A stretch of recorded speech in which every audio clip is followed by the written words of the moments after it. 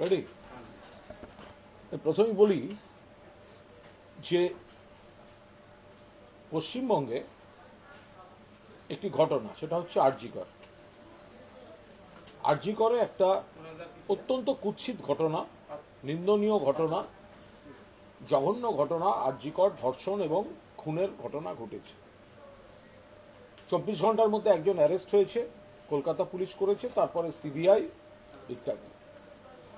সেখানে জুনিয়র ডক্টররা সিনিয়রদের একাংশের সমর্থনে বা পৃষ্ঠপোষকতায় তারা দীর্ঘদিন কাজ বন্ধ ইত্যাদি কর্মবিরতি আন্দোলন করেছে। মাননীয় মুখ্যমন্ত্রী তাদের অনুরোধ করেছিলেন কাজে ফিরতে, মূলত এই কারণে যে লক্ষ লক্ষ গরিব মানুষ চিকিৎসা থেকে বঞ্চিত হচ্ছেন, মৃত্যুর খবর আসছে। কিন্তু মাননীয় মুখ্যমন্ত্রী একটা জিনিস স্পষ্ট করে দিয়েছিলেন যে যেহেতু তিনি নিজে আন্দোলন থেকে উঠে আসা, তাই জুনিয়র ডক্টরদের আন্দোলনের উপর কোনো কড়া পদক্ষেপ নেবে না রাজ্য সরকার। সুপ্রিম কোর্ট তাদের কাজে ফিরতে বলেছিলেন, তারা ফেরেননি।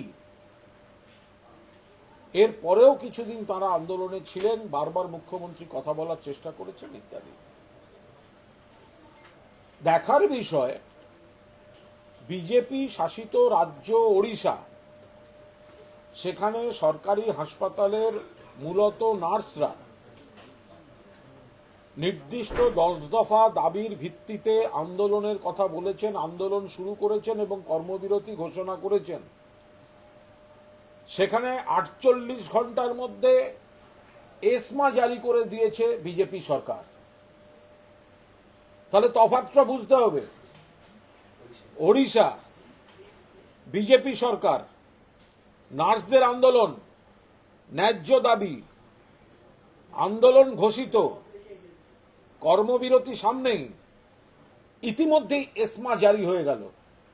অর্থাৎ পুলিশ বা সেনা গিয়ে বাড়ি থেকে তুলে আনতে পারবে কাজে যোগ দিতে।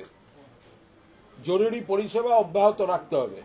কারা জারি করলো? কি জারি করলো? এসমা জারি করলো। কারা করলো? ওড়িশা সরকারে কে? বিজেপি। কি হয়েছিল? সরকারি হাসপাতালে নার্সদের দাবিতে নার্সদের আন্দোলন, সেখানে তারা এসমা জারি করলো।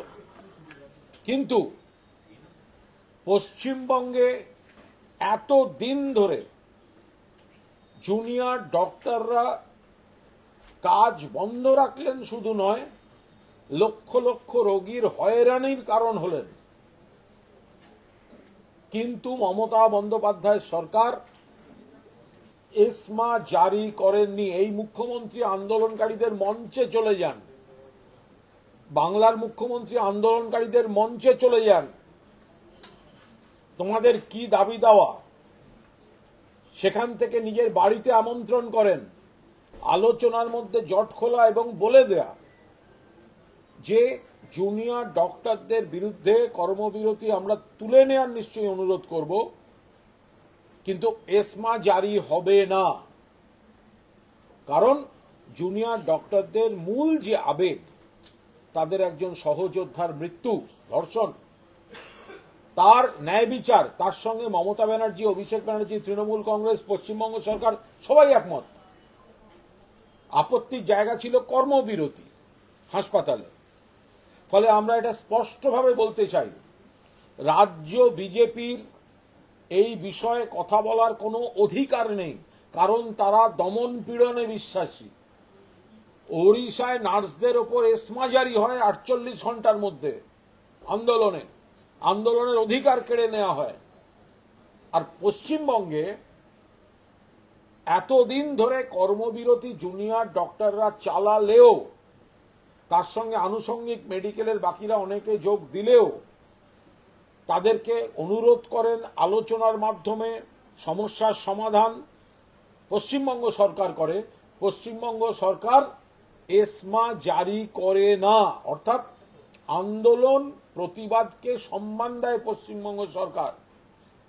ফলে এই যে বেসিক তফাৎ, ওড়িশায় এসমা জারি আর পশ্চিমবঙ্গে এসমা জারি নয়, ওড়িশায় আন্দোলন শুরুর আগেই কণ্ঠরোধ, পশ্চিমবঙ্গে অবাধ আন্দোলনের অধিকার এবং পরিবেশ। ফলে বিজেপি সিপিএম যারা আমাদের বিরোধিতা করছে, যারা রাজনৈতিক ইস্যু করার চেষ্টা করছে অরাজনীতির ছদ্মবেশে, তারা দেখে রাখুক যে ওড়িশায় কিন্তু এসমা জারি করে আন্দোলনের কণ্ঠরোধ করা হয়েছে। পশ্চিমবঙ্গে মাননীয় মুখ্যমন্ত্রী গণতান্ত্রিক আন্দোলন এবং পরিবেশকে সম্মান দেন বলে এখানে কিন্তু এসমা জারি করা হয়নি। বিজেপি কৈফিয়ত দিক যে ওড়িশায় এসমা আর বাংলায় বিপ্লব দুটো কি করে চলবে? ওড়িশায় এসমা কেন? আন্দোলন যদি অধিকার হয় তাহলে ওড়িশায় এসমা কেন? কেন এসমা জারি করেছো? এসমা প্রত্যাহার করো ওড়িশায়। ওড়িশা সরকার নার্সদের আন্দোলন থেকে এসমা প্রত্যাহার করুক। কেন ওখানে এসমা জারি হবে? আর যে দলের সরকার ওখানে এসমা জারি করবে সেই দল এখানে এসে মহাকরণ যাব বলে ইট পাটকেল ছুঁড়বে, পুলিশকে পাথর মারবে, আর জুনিয়র ডাক্তারদের কর্মবিরতিকে সমর্থন করে উস্কোবে। এই দ্বিচারিতার রাজনীতি যেন সিপিএম বিজেপি এরা এসব না করতে যায়। আমরা একটা জিনিস দেখলাম যে জুনিয়র ডাক্তারদের আন্দোলনকে সমর্থন জানিয়ে ধর্ণা এগুলো কর্মসূচি নিয়েছিল বিজেপি। তারপরে দিলীপ ঘোষকে দিয়ে শুরু হলো, জুনিয়র ডাক্তারদের তারা আক্রমণ করতে শুরু করলো। এই সুর চড়ালেন কেন? আপনার কি মনে হয় যে তারা এই আন্দোলনটায় নেতৃত্ব দিতে পারলেন না, বা জুনিয়র ডাক্তাররা এন্টারটেইন করতে পারলেন না? এটা সম্পূর্ণ তাদের ব্যাপার। আমরা বারবার বলেছি জুনিয়র ডক্টরদের আন্দোলনের যে মূল বিষয়, মূল আবেগ, মূল যন্ত্রণা, অর্থাৎ তাদের সহযোদ্ধা ধর্ষণ এবং মৃত্যু, তার ন্যায় বিচার, দোষীদের শাস্তি, তার সঙ্গে আমরা সবাই একমত।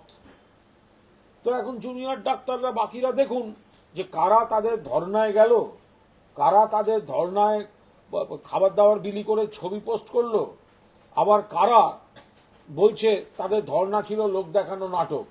তো বিজেপির এই দুরকম মুখ, সেটা জুনিয়র ডক্টর এবং বাকি নাগরিক সমাজ তারা দেখুন। বলতে পারবো না। চিফ সেক্রেটারিকে চিঠি দিয়েছে যে প্রমিস করা হয়েছিল সরকারের তরফে, সেই প্রমিস রাখা হচ্ছে না জুনিয়র ডাক্তার। প্রশাসনিক বিষয়, ওনারা যা আলোচনা করেছিলেন মুখ্য সচিবের সঙ্গে, মুখ্যমন্ত্রীও ছিলেন, অনেকগুলি দাবি তাদের মেনে নেওয়া হয়েছে। এমন কিছু কিছু দাবি থাকে সেগুলো মানতে হয়তো পরিকাঠামোগত তার প্রসেস আছে, সরকারি প্রসেস, সেই কাজগুলি চলছে। ফলে ওনারা কি দাবি করেছেন সেটা যার কাছে করেছেন, প্রশাসনিক প্রধান যারা রয়েছেন তারা নিশ্চয়ই এই কমিউনিকেশনে থাকবেন। এই মুহূর্তে এই স্তরে এর ওপর দাঁড়িয়ে দলের তরফে কোনো বক্তব্য থাকতে পারে না। ওরা 7 দফা দাবির মধ্যে বলছে যে মেডিকেল কাউন্সিলের সদস্যদের বিরুদ্ধে 7 দিনের মধ্যে পদক্ষেপ করতে হবে, সুপ্রিম কোর্টের নির্দেশ মেনে টাস্ক ফোর্স সেটা গঠন করতে হবে। দেখুন, ওনারা যা যা দাবি দিয়েছেন বা বক্তব্য দিয়েছেন সেটা মাননীয় মুখ্য সচিবকে দিয়েছেন। ফলে নিশ্চিতভাবে মাননীয় মুখ্য সচিব, যেহেতু তিনি আগের আলোচনাগুলো তিনি ছিলেন এবং তিনি কাছ থেকে দেখেছেন এবং অনেকগুলি দাবি মানা হয়েছে, ফলে এগুলোর গোটা বিষয়টা মাননীয় মুখ্য সচিব এবং রাজ্য সরকার তাদের শীর্ষমহল দেখবেন। এই মুহূর্তে এই স্তরে আমাদের দলীয় তরফ থেকে রাজনৈতিক কোনো মন্তব্যের অবকাশ আছে বলে মনে করি না। বিভিন্ন মেডিকেল কলেজে যে থ্রেড কালচার, উত্তরবঙ্গ লবির প্রভাব, এই নিয়ে একটা জনস্বার্থ মামলা হাইকোর্টে হয়েছে এবং তা নিয়ে প্রধান বিচারপতি তিনি বলছেন যে মেডিকেল কলেজগুলিতে এত হুমকি সংস্কৃতি কেন, সরকারের কাছে তিনি হলফনামা চেয়েছেন। দেখুন, থ্রেড কালচার বলে হঠাৎ যে বিষয়টা সামনে এসেছে, এই থ্রেড কালচার বলে যে বিষয়টা সামনে এসেছে, এটা অত্যন্ত উদ্বেগের বিষয়। থ্রেড কালচার, এবং সবচেয়ে বড় ব্যাপার হচ্ছে আমরা যারা সমাজে বিভিন্ন জায়গায় মিশি, বিভিন্ন পেশায় আছি, কম বেশি সব জায়গায় সব ক্ষেত্রে এই অভিযোগটা কিন্তু একটা সামাজিক ব্যাধি, থ্রেড কালচার। হঠাৎ মেডিকেলের ক্ষেত্রে একটা আঙুল উঠে যাবে যে ওইখানে কেন থ্রেড কালচার, আরে মিডিয়ায় থ্রেড কালচার নেই, সংবাদ মাধ্যমে থ্রেড কালচার নেই, আজব। 100% থ্রেড কালচার আছে, প্রত্যেকটা প্রফেশনে কম বেশি থ্রেড কালচার আছে, যেটা সামাজিক ব্যাধি, এবং এই থ্রেড কালচার নষ্ট হওয়া উচিত, ভেঙে যাওয়া উচিত। কিন্তু হঠাৎ মেডিকেলে কেন থ্রেট কালচার এই বলে যদি নেমে বসেন, এ তো উল্টো জিনিসও আসবে। যে কিছু কিছু পেশা আছে, কিছু কিছু পেশা, আমি কাউকে ছোট করছি না, কিছু কিছু পেশা, তাও সবাই নয়, কিছু কিছু পেশা, কিছু কিছু অংশ, একাংশ, কিছু কিছু পেশার কিছু কিছু অংশ এমন আছেন মানুষকে থ্রেট দেখিয়ে দেবেন। আপনি যদি এক্ষুনি এই পরীক্ষাটা না করান আপনার জীবনহানি হবে।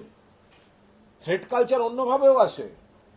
আপনি যদি এক্ষুনি আপনার বুকের মধ্যে ওই যন্ত্রটা না বসান তাহলে আপনি মারা যেতে পারেন। ফলে আপনার দরকার হোক বা না হোক যন্ত্রটা বসাতে হবে। ভয়টা ঢুকিয়ে দেয়া, থ্রেট কালচার, এটা শুধু ডাক্তারি সীমাবদ্ধতা তার জুনিয়রদের উপর সিনিয়ররা দিচ্ছে তা নয়। একাংশে ডাক্তার রোগীদের উপর থ্রেট কালচার চাপিয়ে রোগীদের মানি মেকিং যন্ত্র হিসেবে ব্যবহার করা হচ্ছে, যার জন্য মানুষের মেডিকেল বিল বাড়ছে। তাহলে সবটা একসঙ্গে সমাধানের কথা ভাবা হোক, তাহলে সেটা সবটা একসঙ্গে ভাবা হোক। যখন যদি থ্রেট কালচার হয় মেডিকেলে, তাহলে জুনিয়রদের উপর সিনিয়রদের থ্রেট কালচার, অমুক অমুক ব্যক্তি থ্রেট কালচার, তাহলে অ্যাজ এ হোল ডাক্তার প্রফেশনের একটা অংশ তারা রোগীদের নানা রকম রোগের ভয় দেখিয়ে যখন ডায়াগনস্টিক সেন্টারে পাঠান, প্রেসক্রিপশনে নির্দিষ্ট নির্দিষ্ট ওষুধ লেখেন, অমুক ওষুধ কোম্পানির ওষুধ কিনতে বাধ্য করেন, সেই থ্রেট কালচারগুলো একই সঙ্গে ছাপাই হোক। তাহলে ডাক্তারবাবুরা এইটা একসঙ্গে উদ্যোগ নিক। থ্রেট কালচারটা মেডিকেলে শুধু জুনিয়র ডাক্তারদের উপর নয়, থ্রেট কালচারটা পেশেন্টদের উপর রোগের থ্রেট দেখিয়ে মানি মেকিং মেশিন হিসেবে পেশেন্টদের ব্যবহার করার জন্য পেশেন্টদের বিল বাড়ছে, মেডিকেলের খরচা বাড়ছে, বিল বাড়ছে প্রাইভেট সেক্টরে। সাফাই মানে শুধু সরকারের স্বাস্থ্য ভবন সাফাই নয়। যদি মেডিকেল সেক্টরে সাফাই করতে হয় তাহলে private hospital, private nursing home, private clinic, ওষুধ কোম্পানির ওষুধ, একাংশের ডাক্তারের প্রেসক্রিপশন লেখা থেকে শুরু, পেসমেকার কোম্পানি, অন্যান্য সরঞ্জামের কোম্পানি, ডায়াগনস্টিক সেন্টার, এই সমস্ত জায়গা থেকে মানুষের যাতে বিল কমে, খরচ কমে, মানুষকে রোগের ভয় দেখিয়ে তার খরচ বাড়ানো, সেই থ্রেট কালচারটা একটুখানি সাফাই হোক। এই আরজি কর কাণ্ডের বিচার চেয়ে ফের পথে হচ্ছে বাম ছাত্র যুব মহিলারা, তারা ধর্মদয় তথ্য জমায়েত করলে পুলিশের অনুমতি না, নিষেধাজ্ঞা উড়িয়ে। ওরা তো গোড়ার থেকেই রাজনীতি করছেন। বামেদের সময় এই যে আরজি কর যেটা বলছেন, বামেদের সময় মৃত্যু হয়নি, সৌমিত্র বিশ্বাস 2001-এ মারা যায়নি, আত্মহত্যা বলে চালানোর চেষ্টা হয়নি, এগুলো তো বারবার হয়ে এসছে। বামেদের জমানায় কোচবিহারের নার্স বর্ণালী দত্ত, তাকে ধর্ষণ করে খুন, ডাক্তার অনিতা দেওয়ান, তাকে ধর্ষণ করে খুন, এই সিপিএম এর জমানায়। আজকে সিপিএম এর নেতা নেত্রীদের বক্তৃতা শুনলে মনে হচ্ছে কত বড় বড় কথা, বড় বড় কথা। জিজ্ঞাসা করুন অনিতা দেওয়ানের সময় আপনারা কোথায় ছিলেন? আপনাদের সমস্ত কাকা জ্যাঠা দাদারাই তো এই সব পাপগুলোর সঙ্গে ছিল। অনিতা দেওয়ানের সময় কি হয়েছিল? তখন তো জ্যোতিবাবু বলেছিলেন এরকম তো কতই হয়। কুচবিহারে বর্ণালী দত্ত ধর্ষণ করে খুন, বিজন সেতুর উপর দুজন আনন্দমার্গী সন্ন্যাসিনী, প্রকাশ্য দীপালোকে 17 জন সন্ন্যাসীর সঙ্গে 2 জন সন্ন্যাসিনীকে কুপিয়ে আগুন জ্বালিয়ে খুন, নেতাইতে একসঙ্গে গুলি করে 4 জন গৃহবধূ সহ 9 জনকে খুন, 4 জন গৃহবধূ। তো এইগুলোর সময় কোথায় ছিল সিপিএম এর? সিপিএম এর যারা আজকে বড় বড় কথা বলছে, আগে বর্ণালী দত্ত, ডক্টর অনিতা দেওয়ান, সিপিএম এর উচিত আরজি কর নিয়ে কোনো মিটিং মিছিল করার আগে নীরবতা পালন করা, তাদের সময় ধর্ষণ এবং খুনের প্রায়শ্চিত্ত করার জন্য ক্ষমা চেয়ে নীরবতা পালন করে তারপরে সভা শুরু করা। বড় বড় কথা। বউবাজার থানা এলাকায়, হ্যারি স্ট্রিট থানা, ঋষিদাস ক্রসিং, মধ্য কলকাতার বিস্তীর্ণ অঞ্চলে বিক্ষোভ, প্রতিবাদ, জমায়েত সব নিষিদ্ধ করেছে কলকাতা পুলিশ। 2 মাস বলবৎ থাকে। এই নিয়ে সিপিএম তারা মামলাও করেছে। এ নিয়ে বলতে পারবো না, এটা প্রশাসনিক বিষয়। পুলিশ তারা কোনো নির্দিষ্ট কারণে হয়তো করেছেন, আর সিপিএম এর যদি আপত্তি থাকে তারা তাদের আপত্তি জানিয়েছেন। এ বিষয়ে কোনো রাজনৈতিক মন্তব্য করব না। অন্য বিষয়ে সুকান্ত মজুমদার অভিযোগ করছেন যে উত্তরবঙ্গ থেকে আসা যে পণ্যবাহী গাড়ি সেখান থেকে ভুয়ো জিএসটি ভাউচার তৈরি করে কোটি কোটি টাকা লুট করা হচ্ছে। দেখুন, ওনাদের মনে হয়েছে, ওনারা একটা কথা বলেছেন, আলটিমেটলি খোঁজ খবর নিলে দেখা যাবে যে অভিযোগ হয় ভিত্তিহীন, নইলে দেখা যাবে হয়তো উনি নিশ্চিত আগে হন ওনাদের দলেরই কেউ এর মধ্যে জড়িত কিনা সে ব্যাপারে আগে উনি নিশ্চিত হন। সুকান্ত মজুমদার আগে নিশ্চিত হন ওনাদের দলেরই কেউ এর মধ্যে জড়িত কি জড়িত নয়। একটা অভিযোগ করে দিলেন দুম করে, যদি তথ্য প্রমাণ কিছু থাকে সেটা যারা যে এলাকার ওইগুলো দেখার দায়িত্ব তাদেরকে জানান সেগুলো। সুকান্ত মজুমদার বলছেন ধীরাজ ঘোষ নামে এক ব্যক্তি, তিনি অনেকগুলো ডকুমেন্ট শো করেছেন, প্রায় 400-র মতো রয়েছে বেআইনি এইভাবে তিনি জমি দখল করেছেন। 145টা শো করে বলছেন পার ডে 100 কোটি টাকার ক্ষতি হচ্ছে, রাজস্ব ক্ষতি হচ্ছে, এবং তার ওয়াইফ হচ্ছে আপনার এতে রয়েছে জিএসটি অফিসার রয়েছে। দেখুন, জিএসটি ব্যাপারটা তো কেন্দ্রীয় সরকারের, মূলত জিএসটির গোটা বিষয়টা কেন্দ্রীয় সরকারের, রাজ্যের তার মধ্যে যে অংশ কি আছে না আছে এগুলো সব অন্য, আমি ওর মধ্যে ঢুকছি না। এই অপরাধের যে বিষয়টা উনি অভিযোগ আনছেন, ওনার কাছে যদি তথ্য প্রমাণ থাকে উনি নিশ্চিতভাবে উনি অভিযোগ দায়ের করুন এবং সেই তদন্তে সহযোগিতা করুন, এগুলোকে থামাবার ব্যবস্থা করুন। কেউ তো বারণ করেনি ওনাকে। এই নেতা তৃণমূল ঘনিষ্ঠ, গৌতম দেব ঘনিষ্ঠ এই ধীরাজ, এরকম ভাবে কোনো কথা হয় না। একাধিক জায়গায় কদিন আগে এই সুকান্ত বাবুর দলের একজন ধরা পড়েছে একজন বালিকা শ্লীলতাহানির জন্য। রাজ্যে এরকম ভয়াবহ বন্যা পরিস্থিতি তৈরি হয়েছে। দেখুন, অবান্তর কথার উত্তর দেওয়ার কোনো অর্থ হয় না। সবাই জানে ঝাড়খণ্ডের জলে দক্ষিণবঙ্গ ডোবে এবং ভুটানের জলে উত্তরবঙ্গ ডোবে, এবং বছরের পর বছর বলা হচ্ছে তারা বাঁধ সংস্কার করেন না, তারা জল ধারণ ক্যাপাসিটি বাড়ান না, তারা একসঙ্গে জল ছাড়েন। শুধু তাই নয়, পশ্চিমবঙ্গে ঘাটাল মাস্টার প্ল্যান থেকে শুরু করে যেসব জায়গায় বন্যা প্রতিরোধ স্কিমগুলো কেন্দ্র টাকা দেয় না, আসামকে দেয়। কত বড় বৈষম্য! আসাম বন্যা প্রতিরোধ স্কিমে টাকা পাবে কেন্দ্রের, পশ্চিমবঙ্গ পাবে না কেন? পশ্চিমবঙ্গ পাবে না কেন? ফলে এখন এর থেকে দায় সরাতে বিজেপির যে সে যা তা বলে যাচ্ছে। বলছে জগন্নাথ চট্টোপাধ্যায় 3000 কোটি টাকা এশিয়ান ব্যাংক থেকে 3 বছর আগে পাওয়া গিয়েছিল, তার খরচের ক্ষেত্রেও গড়মিল রয়েছে, তৃণমূল জনপ্রতিনিধিরা জড়িত। এই 350-400 যে এতগুলো কমিটি এলো, যে সেই কমিটিগুলো তাহলে কি নিয়ে বেড়াতে এসেছিল কেন? এ তো বিজেপির ডাকাডাকিতে এসেছিল। এই যে 350 না 400 কমিটি এলো কেন্দ্রের, তো তখন এই সমস্ত আজে বাজে অভিযোগগুলো সেখানে করা গেল না? একটা কোনো কাজের কথা হলো এটা? পশ্চিমবঙ্গ সরকার স্বচ্ছতার ক্ষেত্রে নিশ্চিতভাবে কেন্দ্রীয় সরকারের বিভিন্ন দফতরও মেনে নেয় পশ্চিমবঙ্গে ভালো কাজ হয়। বিজেপি রাজনৈতিকভাবে অভিযোগ করে, আর বিজেপির কেন্দ্রীয় সরকার তাদের যে রিপোর্টগুলো দেয় তাতে দেখা যায় পশ্চিমবঙ্গে ভালো কাজ হচ্ছে। তো সুতরাং সেগুলো না বলে নিজেদের সাংগঠনিক ব্যর্থতা এড়াতে যাবতীয় গালগল্প। বলছি একটুখানি বীরভূমের দিকে চোখ রাখা যাক। সেখানে তো কাজল শেখ একটি কর্মী সভায় বলছেন যে মমতা বন্দ্যোপাধ্যায়, অভিষেক বন্দ্যোপাধ্যায় এবং অভিভাবক অনুব্রত মণ্ডলকে মানবো, কিন্তু কোনো গ্রুপবাজিকে বরদাস্ত করবো না। গোটা দল তো আমরা এক, ফলে এখানে তো সকলে একই কথা বলে। আপনারা দোষ কোথায় দেখলেন? আপনাদের অফিস আছে নাকি গ্রুপ? আপনাদের অফিসে আছে? একটা লোক যদি বলে যে আমরা সবাই ঐক্যবদ্ধ থাকবো, তাতে আপনারা দোষ দেখছেন কি করে? না, নির্দিষ্ট একটি দিকে তার নিশানা কোন দিকে নিশানা?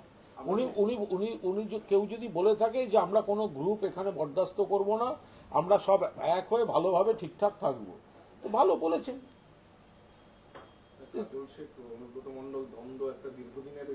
কে দ্বন্দ্ব?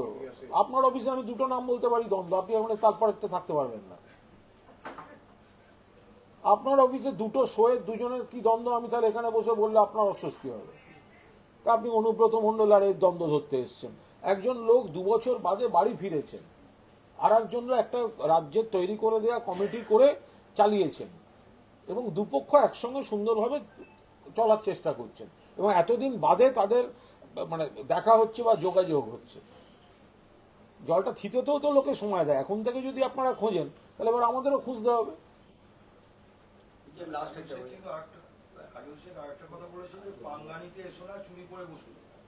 অনুব্রত মণ্ডল ফেরার পরে কিন্তু এই কথাটা বলেছে। হ্যাঁ, তার আগে কি বলেছেন, আপনাদের কার কি প্রশ্ন ছিল, কোথায় কে কি বলেছে, সেগুলো না দেখে একটা বিচ্ছিন্ন সংলাপ নিয়ে তো উত্তর দেবো না। লাস্ট একটা আরজিকর নিয়ে সুকান্ত মজুমদারের অভিযোগ যে আরজিকর কাণ্ডে তথ্য লোপাটের এপিসেন্টার হিসাবে টালা থানাকে ব্যবহার করা হয়েছে, তৃণমূল নেতারা চাপ দিয়ে প্রমাণ লোপাট করিয়েছেন, এখন বলির পাঠা করা হচ্ছে ওসিকে। অসুস্থ হয়ে হাসপাতালে ভর্তি হয়েছে সুকান্ত মজুমদারের দেখুন, এই বিষয়টা একেবারে যেহেতু তদন্তের এবং সিবিআই এই বিষয়টা গতকাল কোর্টে বলেছে বলে আমরা জানতে পেরেছি, ফলে আমরা কোর্টে সিবিআই যা বলেছে তার থেকে জানতে পেরেছি, সুকান্তবাবুও তাই জানতে পেরেছেন। ফলে এই বিষয়ে যতক্ষণ না ব্যাপারটা একটা কোনো নির্দিষ্ট তথ্য প্রমাণ কোর্টের কাছে মান্যতা পাচ্ছে, এখনো পর্যন্ত অভিযোগ যে মান্যতা পাচ্ছে, ততক্ষণ এ নিয়ে কি বলবো। আর তদন্তের স্বার্থে তদন্ত এগোবে, আমরা কাউকে আড়াল করছি না। কোনো দোষ হয়ে থাকলে 100 বার সেই দোষীরা শাস্তি পাক। যদি থানার মধ্যে কোনো দোষ হয়ে থাকে সেই দোষীরা শাস্তি পাক চিহ্নিত। কাল সিবিআই আদালতে বিষয়টা বলেছে বলে সুকান্তবাবুরাও জানতে পেরেছে, আমরাও জানতে পেরেছি, সিবিআই বলেছে বলে। তো এটা তদন্তের বিষয়, তদন্তের বিষয়ে কোনো মন্তব্য করব না। যদি সত্যি এটা হয় তাহলে নিশ্চিতভাবে যথেষ্ট উদ্বেগের বড় অভিযোগ, এবং সত্যি যদি এ ধরনের কেউ ঘটনা ঘটিয়ে থাকে তাহলে তো তাকে শাস্তি দেওয়াই উচিত, শাস্তির মুখোমুখি হতে হবে। ফলে এই প্রশ্নে গিয়ে তো তখন আমরা কেউই কারোর সঙ্গে দ্বিমত পোষণ করব না।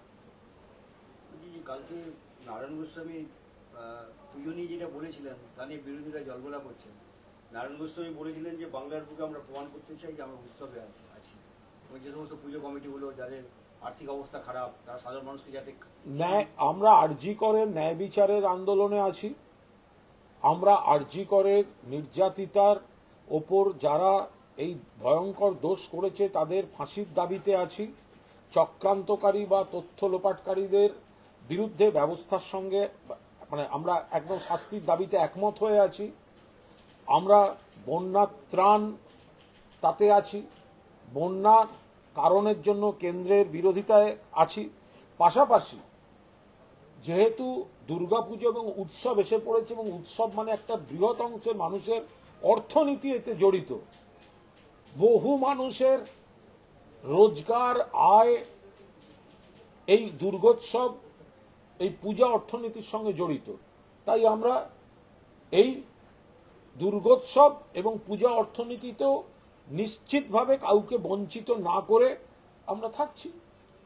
হাইকোর্ট 100 দিনের কাজের কি স্ট্যাটাস সেই সম্পর্কে বিস্তারিত ডিটেইল চেয়ে পাঠালো রাজ্য সরকারের কাছে। রাজ্য সরকার জানিয়ে দেবেন, আদালতের বিষয়, এখানে কোনো মন্তব্য করব না। কেন্দ্রীয় সরকার বঞ্চনা করছে, কেন্দ্রীয় সরকার 100 দিনের টাকা দেয়নি, কেন্দ্র সরকার দেয়নি বলে মানুষের স্বার্থে মমতা ব্যানার্জি দিয়েছেন, রাজ্য সরকারকে দিতে হয়েছে। এবার যেটা কোর্ট জানতে চাইবে সেটা জানাবে। আর আবাস যোজনা ডিসেম্বর মাস থেকে শুরু হচ্ছে, কিন্তু মমতা বন্দ্যোপাধ্যায় কথা দিয়েছিলেন যে কেন্দ্রের দেওয়ার কথা টাকা দিচ্ছে না, গরিবের স্বার্থে আবাস, সেটাও রাজ্য সরকার করে দেবেন, সেই মতো দিয়েছে। ডিসি সেন্ট্রাল অভিজ্ঞকে ফরেন্সিক বিশেষজ্ঞ বলেছে, অভিজ্ঞ আজকে সংবাদ মাধ্যমের মুখোমুখি বলেছেন যে এই দাবি হাস্যকর। এটা প্রশাসনের একটা বক্তব্য নিয়ে কার্যত প্রশাসনকে অস্বস্তিতে ফেলবে না।